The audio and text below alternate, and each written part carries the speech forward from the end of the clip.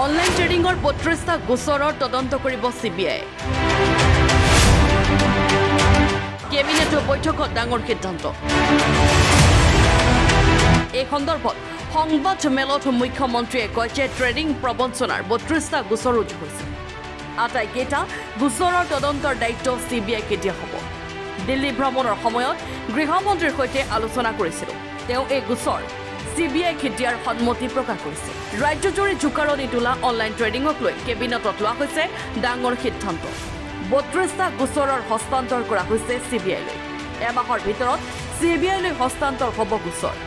CBI হস্তান্তৰ নকৰা পৰ্যন্ত অসম আৰক্ষীয়ে অব্যাহত ৰাখিব তদন্ত। এই সন্দৰ্ভত CBI-ৰ সৈতে কথা পাতিছে ৰাজ্যৰ মুখ্য সচিবে। কেবিনেটৰ সিদ্ধান্তৰ কথা সংবাদ মেলযোগে ঘোষণা মুখ্যমন্ত্ৰী ডক্টৰ হিমন্ত বিশ্ব শৰ্মাৰ।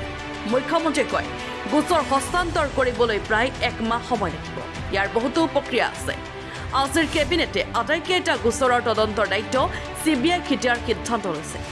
CBI নোলোৱালৈকে অসম আৰক্ষীয়ে চাই থাকিব, কিন্তু বিতং অনুসন্ধান CBI কৰিব। আমি আশা কৰিম যিমান সোনকালে পাৰি CBI ল'ব পাৰে। তেওঁ আকৌ কয়, ৰাজ্যৰ মুখ্য সচিবেও CBI-ৰ সৈতে কথা পাতিছে। CBI গোচৰটো ল'বলৈ সন্মতি জনাইছে আৰু যদি ভৱিষ্যতে এনে গোচৰ ৰাখে বা যিবোৰ ট্ৰেডিং ব্যৱসায়ী আমাৰ চকুত পৰা নাই, কিন্তু গাঁৱৰ মাজত কৰি আছে, যদি তেওঁলোকৰ তথ্য আমাৰ ওচৰলৈ আহে, এই ৩২টা গোচৰৰ লগত সেইবোৰকো সংযোজিত কৰি দিম, যাতে এটা নিৰপেক্ষ তদন্ত হ'ব পাৰে। উল্লেখযোগ্য যে ট্ৰেডিং কেলেংকাৰীৰ তদন্তৰ বাবে অসম আৰক্ষীয়ে গঠন কৰিছিল বিশেষ তদন্তকাৰী গোট। CBI আগবঢ়াই নিয়া এই গোচৰৰ তদন্ত প্ৰক্ৰিয়াত জালত পৰিছে ইজনৰ পাছত সিজন অভিযুক্ত। কেইবাটাও গুৰুত্বপূৰ্ণ সিদ্ধান্ত লোৱা হয়, যিখিনি নিয়মীয়া আৰু চৰকাৰী কাম কাজৰ লগত জড়িত সিদ্ধান্ত, সেইখিনি আপোনালোকে আমাৰ চৰকাৰৰ প্ৰেছ বিজ্ঞপ্তি বা আমাৰ টুইটাৰ ফেচবুক একাউণ্টত পাব। সেইখিনিৰ বিষয়ে মই ক'ব খোজা নাই। যিকেইটা ৰাজহুৱা স্বাৰ্থৰ লগত জড়িত সেইকেইটা বিষয় আপোনালোকৰ সন্মুখলৈ আনিব খুজিছোঁ। আপোনালোকে জানে যে বিশেষকৈ কংগ্ৰেছ চৰকাৰৰ সময়ত অসমৰ হাইস্কুলসমূহত কণ্ট্ৰেকচুৱেল টিচাৰ নিযুক্তি কৰা হৈছিলে আৰু সেই কণ্ট্ৰেকচুৱেল টিচাৰসকলক প্ৰথম অৱস্থাত 12,000 টকা দৰমহা দি আৰম্ভ কৰা হৈছিলে। 2021 চনত আমাৰ চৰকাৰে এটা সিদ্ধান্ত লৈ তেখেতসকলক আমি 60 বছৰলৈকে তেওঁলোকৰ চাকৰিৰ যিটো সময়সীমা অৱসৰ 60 বছৰলৈকে বঢ়ুৱাইছিলোঁ আৰু নিয়াৰ ৰেগুলাৰাইজেশ্যন, আমি ৰেগুলাৰাইজেশ্যন নকৰি নিয়াৰ ৰেগুলাৰাইজেশ্যন বুলি এটা শব্দ ব্যৱহাৰ কৰিছিলোঁ আৰু তেওঁলোকক অলমষ্ট ৰেগুলাৰ শিক্ষকৰ সমান আমি দৰমহা দিয়া আমি আৰম্ভ কৰিছিলোঁ।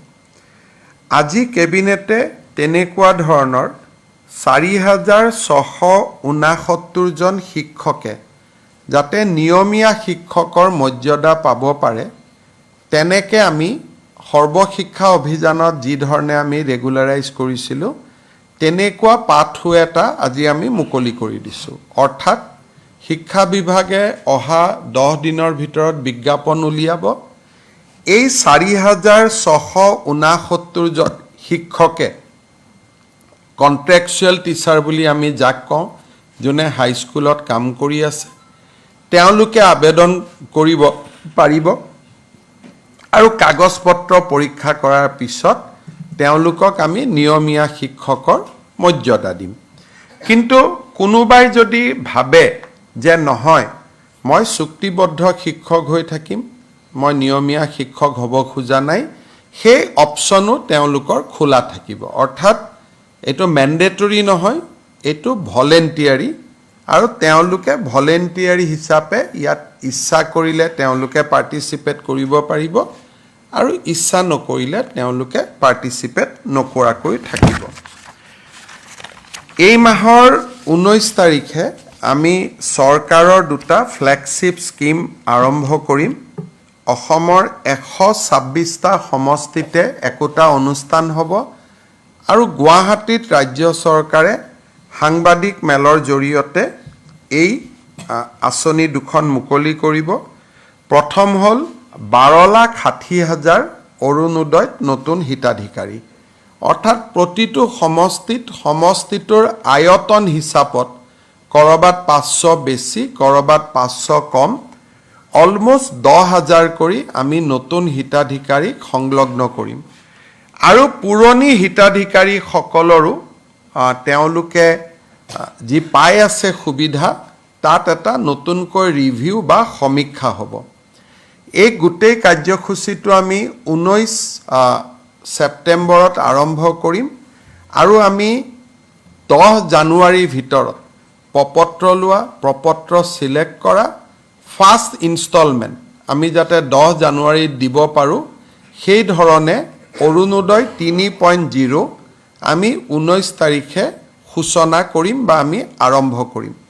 এই উপলক্ষে অসমৰ 126টা সমষ্টিতে 126খন মিটিং হ'ব, য'ত মন্ত্ৰী বিধায়কসকল উপস্থিত থাকিব আৰু গুৱাহাটীৰ পৰা মই আপোনালোকক নিমন্ত্ৰণ কৰি গোটেই আঁচনিখনৰ বিষয়ে মই বুজাই দিম। কিন্তু 126টা সমষ্টিতে ইয়াৰ একোটা অনুষ্ঠান আমাৰ মন্ত্ৰী বিধায়কসকলে কৰিব আৰু আমি এই অনুষ্ঠানত যোগ দিবলৈ বিৰোধী পক্ষৰ বিধায়ক সংসদসকলকো আমি আমন্ত্ৰণ জনাম। দ্বিতীয়তে, আমি অহা 19 তাৰিখৰ পৰা 17 লাখ নতুন লোকক আমি ৰেচন কাৰ্ড দিম, কাৰণ এইবাৰ অৰুণোদয় পাবৰ কাৰণে ৰেচন কাৰ্ড অতিকে জৰুৰী। ৰেচন কাৰ্ড নহ'লে অৰুণোদয় নাপাব।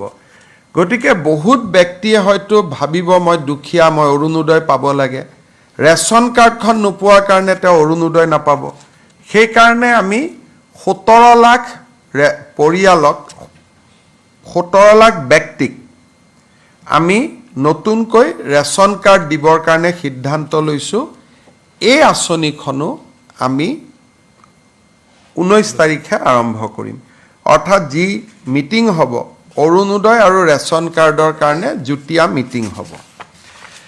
আপোনালোকে 3 নম্বৰ এটা বিশেষ বিষয়ৰ ওপৰত অৱগত যে আমি কিছুদিনৰ পৰা CM-AAA মুখ্যমন্ত্ৰীৰ অসম আত্মনিৰ্ভৰশীল আঁচনি, এই আঁচনিখনৰ আমি ইণ্টাৰভিউ লৈ আছিলোঁ। আজি কেবিনেটে এই আঁচনিখনৰ 25,238 গৰাকী হিতাধিকাৰীক অনুমোদন দিয়ে। এই 25,278 হিতাধিকাৰীয়ে চৰকাৰৰ পৰা 2 লাখ টকাকৈ পাব, 1 লাখ ঘূৰাই দিব নালাগে। 1 লাখ 5 বছৰত পিছত এটা ইকুৱেল ইনষ্টলমেণ্টত তেওঁলোকে ঘূৰাই দিব লাগিব। 5 বছৰ 2 লাখ টকাই ঘূৰাই দিব নালাগে, 5 বছৰ পিছত 1 লাখ ঘূৰাই দিব নালাগে, আৰু বাকী 1 লাখ যি ঘূৰাই দিব থাকিব সেয়াও সৰু সৰু ইনষ্টলমেণ্টত পিছৰ 5 বছৰ অৰ্থাৎ 10 ইয়াৰ্ছৰ ভিতৰত 5 ইয়াৰ্ছ হলিডে, 5 ইয়াৰ্ছৰ পিছত তেওঁলোকে সৰু সৰু ইনষ্টলমেণ্টত পিছৰ 5টা বছৰত আমাক টকাটো ঘূৰাই দিব, 1 লাখ ঘূৰাই দিব, তাৰো সুদ দিব নালাগে। 1 লাখ ৰাজ সাহায্য, 1 লাখ ঋণ, আৰু ঋণো উভতাই দিব লাগিব উইদাউট সুদবিহীন ঋণ। এই আঁচনিখনত আমি আজি কেবিনেটে 25,238 বেনিফিচিয়াৰীক আমি অনুমোদন দিছোঁ। 3 নৱেম্বৰত এই আঁচনিখনৰ ধন আমি গুৱাহাটীত কেন্দ্ৰীয় অনুষ্ঠান এটাৰ জৰিয়তে আনুষ্ঠানিকভাৱে বিতৰণ কৰিম। 3 নৱেম্বৰলৈকে অহা সপ্তাহৰ পিছৰ পৰা এই হিতাধিকাৰীসকলক প্ৰত্যেকটো জিলা হেডকোৱাৰ্টাৰত 3 দিনকৈ এটা প্ৰাৰম্ভিক প্ৰশিক্ষণো দিয়া হ'ব, অৰ্থাৎ অক্টোবৰ মাহত প্ৰশিক্ষণ চলিব আৰু 3 নৱেম্বৰত এই হিতাধিকাৰীসকলে চৰকাৰৰ পৰা এই পুঁজি লাভ কৰিব। ইয়াৰ ফলত আমাৰ আৰু এটা কমিটমেণ্ট আমি পূৰা কৰিলোঁ আৰু 3 নৱেম্বৰত 25,000ক ধন মুকলি কৰি দিয়েই আমি গধূলি আৰু 75,000ৰ কাৰণে আবেদন সংগ্ৰহ কৰিম, অৰ্থাৎ টোটেল আমি 1 লাখ ল'ৰা ছোৱালীক আমি এই আঁচনিখনৰ সুবিধা দিব বিচাৰোঁ। আজি আমাৰ কেবিনেটে কোকৰাঝাৰত এটা ষ্টেডিয়াম নিৰ্মাণৰ বাবে 107 কোটি টকা অনুমোদন দিয়ে।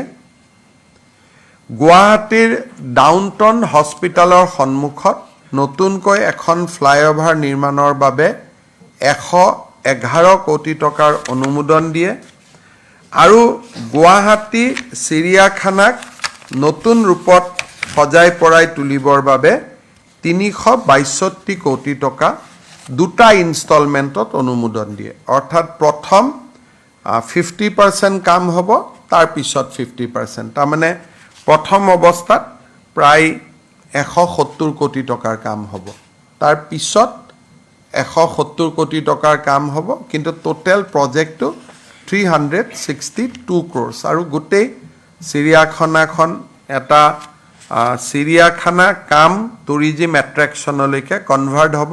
আমি আপোনালোকক পিছত প্ৰেজেণ্টেশ্যনটো ভাল কৰি আমি দেখুৱাম। ইয়াৰ লগত আজি আমাৰ কেবিনেটে এটা খুব ডাঙৰ আঁচনিক মঞ্জুৰি কৰে।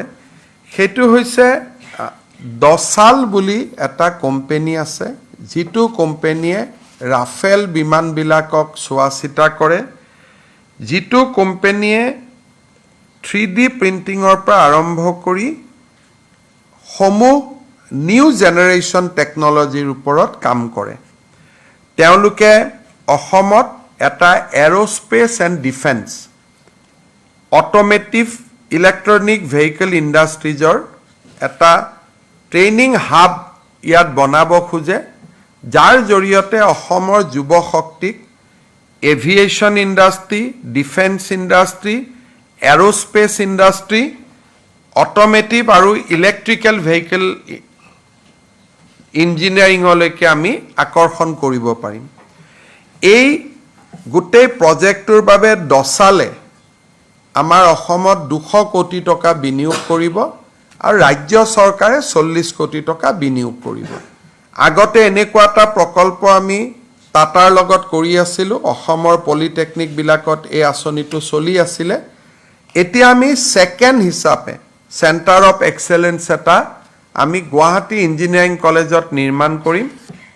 গুৱাহাটী ইঞ্জিনিয়াৰিং কলেজত হাব হ'ব আৰু অসমৰ 50খন কলেজক এই হাবৰ পৰা স্প'ক মডেলত আমি ট্ৰেইনিং দিব পাৰিম। অৰ্থাৎ গোটেই আঁচনিখনত আছাম ইঞ্জিনিয়াৰিং কলেজ আৰু 50খন কলেজ এই আঁচনিটোৰ অধীনত আহিব। 240 কোটি টকা ব্যয় হ'ব, 40 কোটি টকা ৰাজ্য চৰকাৰে ব্যয় কৰিব, 200 কোটি টকা দছালে ব্যয় কৰিব। আৰু এই দছাল ছিষ্টেমে আপোনালোকে গুগল কৰিলে গম পাব, ৱৰ্ল্ডৰ এটা লিডিং টেকন'লজি অৰ্গেনাইজেশ্যন। তেওঁলোকক মই আগতেই কোৱাৰ দৰে গোটেই অট'মেটিভ, AI, ডিফেন্স, এৰোস্পেচ, ইয়াৰ গোটেই ডিজিটেল টেকন'লজিৰ ওপৰত তেওঁলোকে বহুত ডাঙৰ কাম কৰে। ৰবটিক্স, AI তাৰ ওপৰত বহুত ডাঙৰ কাম কৰে। তেওঁলোকে 200 কোটি টকা এতিয়া নিজে বিনিয়োগ কৰিব অসমত এনেকুৱা ধৰণৰ এটা ছেটআপ কৰাৰ কাৰণে। আজি আমাৰ ৰাজ্য চৰকাৰৰ কেবিনেটে যোৱা কিছুদিনত আমাৰ ষ্টক ট্ৰেডিঙৰ নামত যিটো ফ্ৰডুলেণ্ট ট্ৰেঞ্জেকশ্যন হৈছে আৰু বিভিন্ন মানুহৰ টকা পইচা অনৈতিকভাৱে ডিপজিটৰ নামত লৈ তেওঁলোকে নিজৰ ব্যক্তিগত স্বাৰ্থত ব্যৱহাৰ কৰিছে, তেনেকুৱা 32টা গোচৰ CBIক দিবৰ কাৰণে সিদ্ধান্ত গ্ৰহণ কৰিছে। আৰু এই গোটেই 32টা গোচৰ CBI তদন্ত কৰিব। মোৰ যোৱা দিল্লী ভ্ৰমণৰ সময়ছোৱাত ভাৰতৰ গৃহমন্ত্ৰী ডাঙৰীয়াৰ লগত মই আলোচনা কৰিছিলোঁ আৰু তেখেতেও CBIক এই গোচৰ দিয়াত সন্মতি প্ৰকাশ কৰিছিলে। আৰু এই গোচৰটো ট্ৰেন্সফাৰৰ প্ৰক্ৰিয়া এমাহ সময় লাগিব, কাৰণ তেওঁলোকে DOPTৰ পৰা নটিফিকেশ্যন কৰিব লাগিব, ইয়াৰ কিছু প্ৰচেছ আছে। কিন্তু আমি আজিৰ কেবিনেটত এইটো সিদ্ধান্ত লৈছোঁ যে এই গোটেইকেইটা কেছ আমি CBIক দিম আৰু CBI নোলোৱালৈকে অসম পুলিচে চাই থাকিব, কিন্তু ডিটেইল ইনভেষ্টিগেশ্যনটো CBI কৰিব আৰু আমি আশা কৰিম যে যিমান সোনকালে পাৰি CBI ল'ব পাৰে। আমাৰ মুখ্য সচিবেও ডাইৰেক্টৰ CBIৰ লগত কথা পাতিছে, তেওঁ সন্মতি জনাইছে যে আমি কেছকেইটা ল'ম। গতিকে 32টা গোচৰ এতিয়ালৈকে আমি পঞ্জীভূত কৰিছোঁ। 32টা গোচৰ আমি CBIক দিম। কেবিনেটে এইটো সিদ্ধান্ত লৈছে যে আৰু যদি ভৱিষ্যতে এনেকুৱা কিছু গোচৰ আহে যি ট্ৰেডিং এপ বা ট্ৰেডিং ব্যৱসায়ী এতিয়াও আমাৰ চকুত পৰা নাই কিন্তু গাঁৱে ভূঞে সৰু সুৰাকৈ কৰি আছে, তেনেকুৱা গোচৰ যদি আমাৰ নটিচলৈ আহে আমি তেওঁলোককো এই 32টা গোচৰৰ লগত সংযোজিত কৰি দিম যাতে এটা নিৰপেক্ষ তদন্ত হ'ব পাৰে। গতিকে আজিৰ আমাৰ কেবিনেটত লোৱা সিদ্ধান্তৰ ভিতৰত এইকেইটা ইম্পৰ্টেণ্ট ডিচিশ্যন আছিলে আৰু কেইবাটাও সৰু সৰু সিদ্ধান্ত আছে। এইখিনি আপোনালোকে আমাৰ টুইটাৰ, ফেচবুক বা DIPRৰ প্ৰেছ ৰিলিজত আপোনালোকে পাব পাৰিব। Bureau' report, NDN for Assam।